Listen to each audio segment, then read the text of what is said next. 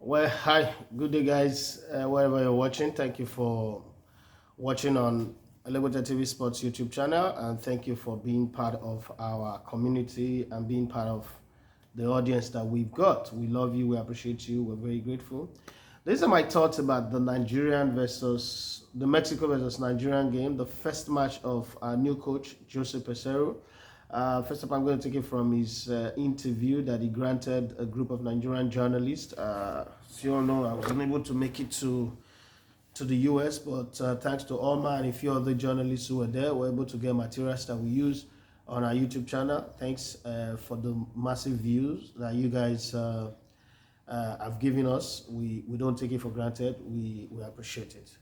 But I wouldn't even have been doing this reaction video because coming into this game, I'd already said that Nigeria will lose both games, so it wasn't like a big deal. And then losing 2-1, conceding an own goal in the process, doesn't really make me look at the game and feel like there's anything to be angry about. But I've seen reactions, I've seen people sent me some tweet posts by different journalists and different people. So I felt I should make my own opinion put it on the table. I'm not going to say here that my opinion means that I'm the most authoritative person, but I think I know a little more about football. And when I talk about football, I talk about it from a position of experience and knowledge. That's just the way I feel. I know people don't like it when I say this, but this is my thing. So let's talk about the cause and effect first. I'm a cause and effect person. I always talk about nothing happens by chance. There is cause and effect. And if I have my time, I'll also touch on the Liverpool-Real Madrid Champions League finals. But let's start with the Super Eagles game. So the players just finished their season in Europe. Mexico is next door neighbor to United States of America. Dallas, Mexico is just a stone throw. Most of these Mexican Mexican players play in the United States of the MLS, meaning that their season had just started. They are fresh. They are ready to go. If you watch the game for 90 minutes like I did, you will notice one thing. The Mexicans are faster. They're more coordinated, which is normal, which is the normal thing. If you see the Nigerian team being more coordinated and faster, you would have been surprised like, okay, man, this team doesn't really need a coach, because how can a coach just come in 2 days training with these boys? Some players even came in a day to the game or so, and then they are playing this well. You blame Mexico. Gerardo Martino had this team together for God knows how long. So it's not a new team. You look at the players that they have, Aguirre, Morales, Morano, Gilado, in the back line. These are tested players, proven players. They've weaved themselves together over a long period of time. Midfielder, Bertrand, Romo, Godado, another group of tested players. And then you have Alvarado, the goal scorer, Gimenez, and Peseiro. These are also players that have, they've been together. Then another thing is, I was talking about cause and effect. So to travel from Europe to the US, there are different routes. You travel Europe, anywhere in Europe, whether in Frankfurt, in London, in Schiphol, Amsterdam, anywhere you're traveling, or France, Paris, you're going to take between 8 to 10 hours, depending on what airport you're landing. You're landing in LaGuardia in New York, or you're landing in Atlanta, depending. Now, if you landed in New York, you take another 6 hours flight, yes, from New York to Dallas. And consider that, and then the long drive from the airport to your hotel. There's fatigue. You've had a very long season. The first thing you did was to jump off the season and jump on a plane and go to the US. There's fatigue. There is time change, that instant time change. Mexico didn't have to deal with that. The Mexican players didn't have to deal with that. So they are all settled. They have understanding. They know what they're doing. And it's easy for them. They also did not have the factor of coming into camp and seeing a new coach and it's a group of new players. They didn't have to deal with all of that. So all of those were Super Eagles challenges. Now, some people say that you're making excuses for this team. No, I'm not making excuses. I'm speaking as a football person who understands that these things can really be a factor. So those are some of the factors. If you watch the game carefully, like I did, one of the things that you will notice is that the Mexicans are faster, quicker to the first and second or third ball, they are also more precise with their play. It means that it shows that there is more cohesiveness, there's more teamwork, they've been together for long, they have an understanding of each other, something that would take some time for the coach to have. Now, why I'm doing this video, let me come to the why now. I mean, any other person can say all of these things that I'm saying, any other person know all of these things that I'm saying. Why I'm doing this video is we as a country, as a people, across both the political landscape, the economy, and in sports, we're at a very, very pivotal moment. We're at a breaking point. We've tried this formula before. I'm part of people who also were part of it, so I'm not going to absolve myself or exonerate myself from it.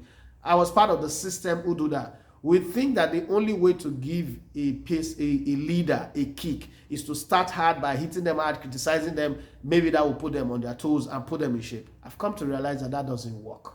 And if a thing doesn't work, it is Albert Einstein, a quote attributed to Albert Einstein. I wasn't there when he made the quote, but it's attributed to him that madness is defined as doing the same thing and expecting a different result. Over the years, one of the modus operandi of the Nigerian sporting media, and in turn, by extension, they've now invested it in the fans, influenced the fans to think that way, is that every time a team loses, okay, let's criticize them, let's tear them apart. Now, that may have worked in the 80s, in the 60s, in the 70s, in the 90s, and the early 2000s. In this era, it doesn't work. A team needs support, a team needs motivation and all that.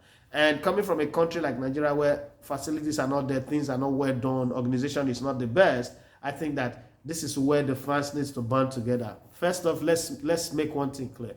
There's never been a coach that have been able to impress Nigerians. We need to change that attitude. Okay, Nigerian coaches are only good after they are fired, just like Nigerian leaders. Shagari wasn't good. Buhari came in with Idiagbo. They were worse than Shagari. Buhari and Idiagbo are not good. They are too high-handed. They are too militant-ish in nature. Babangida came in. Babangida became worse than those two. Babangida, stayed too long, is not good, or conducted a free and fair election, and then he left. Sheneko came in, and then Abacha came in. Abacha was now worse than Babangida. Then Abacha died and left, and then we had Abdul Salam for a few years. I can't even talk about his president. I don't have any experience. All I know is that he maybe just went there to go and collect his pension and left.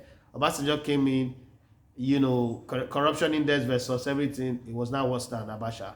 And then Yaradua came in. First order of duty was to cancel the hydropower plant. It's a long story. What am I saying is, it's just the same with our football. Go back to our football. Clement Westerhoff stayed 5 years. In that 5 years, I think he was sacked about 11 times in 5 years.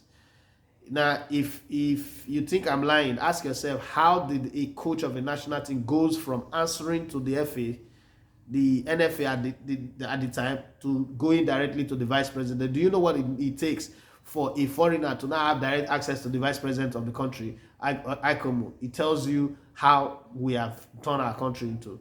A coach won the Olympics for us. Western, for instance, took us our first World Cup, won the Nations Cup. He didn't come back. If this place was good, if everybody was nice to him, he would have come back to a hero's welcome. A coach won us the Nations Cup, the Olympics, in 96. We sacked him straight away, packed his bag and left in tears. Many coaches have had to deal with all those type of situations. It is about time that Nigerians realize that.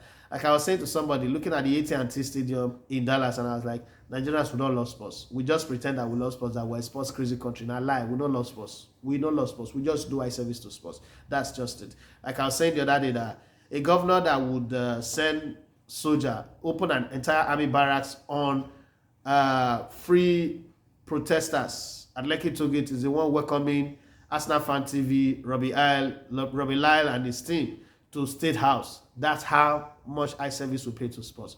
Now, somebody say, are we still talking sports or talking politics? We're talking about the Nigerian mindset, the Nigerian mentality. That's the most important thing. A new coach needs about 90 days with the team. That's like a league team who need about 90 days with the team. That's why if you look, the end of the season to the beginning of the new season is 90 days, pre-season.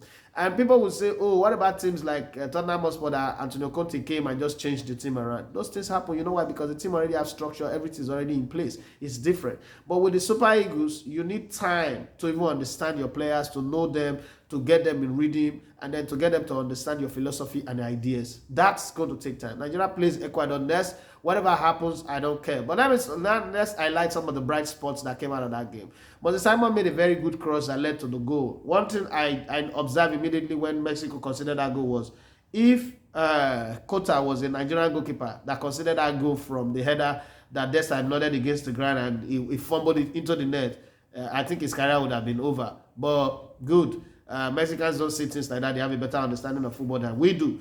Francis Uzoho, that I saw a post by Godwin Enakena.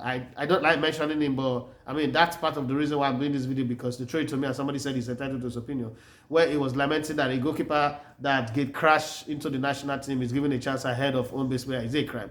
I've sat in different places forum with Godwin Enakena, and he opened his mouth completely to say that home-based players cannot be given a chance in the national team, right? They're not good enough. So for him to come out again in public, I don't know, he's speaking from two sides of the mat, but probably he's changed his opinion, his view of things, I don't know. But then this coach also gave a lot of the home-based players, the MPFL players chance. There was Sani Faisal in that game, there was Chiamaka Madu in that game, there was Victor Chukuma Mboma also was substituted into that game. Ishak Kayode Rafiu were also substituted into that game. So like it or not, I think that somewhere in the midst of all of these, that's my son, my baby boy, joining in my, like, video bumping into my video with his voice. I think that it started on a good note. The team, I think there was cohesion in their play. There was a bit of transition. Yes, there was jet lag. They were slow in their play, and as the game went on, you could see it. You could also say that if Mexico wants to score 4 or 5 goals in this game, they could, and they put their mind down for it. It's a competitive game, but that is a friendly game. The last time we visited the US to play against this same Mexico, we considered 4 goals. So coming from 4 goals to now 2-1 is something good. They are positive. Good cross from Moses Simon. Good goal by Siri Dessa. Let's push it. I was one of those who said that Dessa shouldn't even honor the game because I'm not sure what's going to happen. I was expecting us to lose, so we've lost. Not big deal. Now let's jump to the Real Madrid game. And please, if you've not subscribed to this channel, please do us well to subscribe. We are proud to say that our content are competitive according, in comparison to every other platform, every other YouTube channel that's talking sports across the world. So I think you will find a delight in what we do, from grassroots to the very, very top. Having said that, let's talk a little bit about Jurgen Klopp, Liverpool, Michael Owen, and the Liverpool defeat. Liverpool have now faced Real Madrid twice in the finals in 5 years, and in that period, they've lost that twice. Okay. The first one, the excuse was that Sergio Ramos injured Mo Salah deliberately. Real Madrid twisted Liverpool to win them. They bullied them to win them. But this time around, I don't think that happened.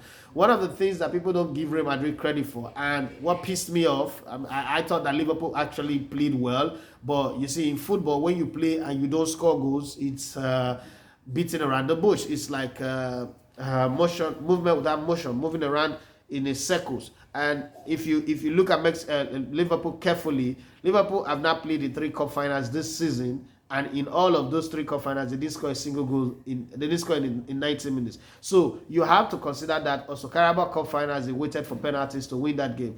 The FA Cup finals against Chelsea, the same opponent, they waited for penalties to win that game as well. I think they were playing again and waiting for penalties. Not like they didn't attack, they played to score, but they just didn't get the goal. Thibaut Courtois was fantastic. Real Madrid, showed excellence in defending, in soaking up pressure, in being patient, in managing the game properly, and the coach made the substitutions that were required. And in all of that, you have to give credit to Real Madrid. Real Madrid knocked out Chelsea. Look at their journey to the finals. They played in the same group with Inter Milan, if I'm not mistaken. They edged Inter Milan in that group. Everybody thought they were going to be kicked out. This is the same Real Madrid that Sheriff came to their ground to beat them this season. Let's not forget in the Champions League. Everybody said that this is the season that they would be knocked out. This is also the season where they had all their battle with UEFA because of the Super League, and everybody said that officiating will work against them this season. So many things were against them. They have their financial issues. They are building a new stadium,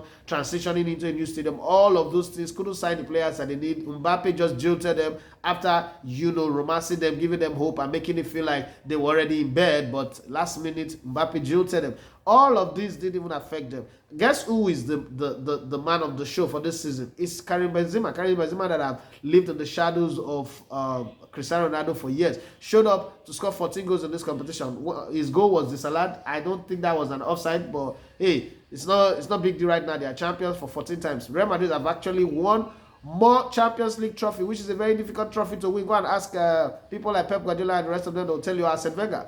It's more difficult trophy to win than any other trophy in the world. They've actually won more Champions League trophy than some clubs. The best clubs in England have won the FA Cup. Arsenal is the most successful FA Cup winner. They have 13. Real Madrid have 14 Champions League. Manchester United is the biggest club in England for a while by a mile. Have 12, and then Liverpool, this Liverpool that we're talking about, if you count the FA Cup, it's not up to the Champions League that Real Madrid have won, and the same with Chelsea and the rest of them. And you can go to Germany, you can go to Italy and the rest of them, and you see pick out clubs who have not won more FA Cup than Real Madrid have won Champions League. They did very well. Carlo Ancelotti proved himself. I don't think he really needed anything to prove again. The only coach to have won the 5 top leagues in Europe, the only club to have played in 5 Champions League finals and won 4. If you add what he won as a player, then you will see that he's Mr. Champions League. Is just as much a lover of this competition as Real Madrid are a lover of this competition. So you could say that it's a marriage made in heaven. They are both made for each other. I think that Michael Owen coming to say Liverpool are the best club in Europe this season is by far the biggest insult of the night. I don't think I wanted to blame Liverpool for anything, but Michael Owen saying that was the biggest insult of the night, and it was very, very disrespectful. First off, you cannot rate the Premier League above the La Liga, no matter how you want to be biased or sentimental. They might have better press, better media, and all of that, but that's where it ends. When it comes to quality of play, when you talk about people winning Ballon d'Or from different league, you go to the La Liga way before you go to the EPL. And some of the best players in football from history, time immemorial, have all come from the La Liga. So to say that a team that won the La Liga 2 major trophies this season in Real Madrid, you want to rate them below a team that won just 2, one Carabao Cup that means nothing to anybody, and the English FA Cup that Arsenal won a couple of seasons ago, and everybody said that it was a nothing. Now all of a sudden, because Liverpool won it, they're the best club in Europe. I'm worried about that mentality of English players, ex-players, or English media trying to turn things around. You should learn to appreciate the fact that Real Madrid went through a storm. They were in the eye of the storm. They were going to be banished from European competition. So many talk. But then they still ended up as the winners of the UEFA Champions League. And don't forget that it is the Super League that gave birth to the Conference League that AS Roma won this season, that Jose Mourinho is celebrated for. So either ways, thank you very much. I don't want to bore you with too much of my talking, but I think that we should look forward to the Ecuador game and then look forward to the transfer. You can drop a comment in the comment section. Tell me what's a player that you think your club should sign. Arsenal fans, for instance, have been asking, questions have been thrown out there. Who's the striker you think your club should sign? Arsenal. For instance, some people say Gabriel Jesus. I say that Gabriel Jesus cannot guarantee you 25 to 30 goals a season. Well, that's asking for too much. How many strikers can guarantee you that anyway? But looking at the Arsenal, you think they need to replace Aubameyang, they need to replace Lacazette. So it's not just a Gabriel Jesus thing. They need 2 strikers plus. Okay.